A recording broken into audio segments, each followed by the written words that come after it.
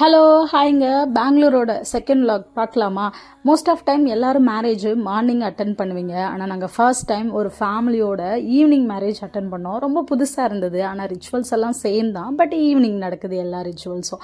அவ்வளவுதான். Happy married life both of you அப்படின்னு சொல்லிட்டு சூப்பராக அவங்க மேரேஜையும் பார்த்துட்டு வெளியில் சின்னதாக சிவாஜி நகர், அதாவது சின்னதாக இல்லை அவ்வளோ இருக்குது. நம்ம சென்னையில் எப்படி டி நகர் மாதிரியோ அங்கே சிவாஜி நகர் போல் சூப்பராக இருந்தது. அண்ட் தென் என்னால் வீடியோஸ் தான் எடுக்க முடியல, பிகாஸ் என்னோடய ஃபோன் வந்து ஹேங் ஆகிடுச்சு.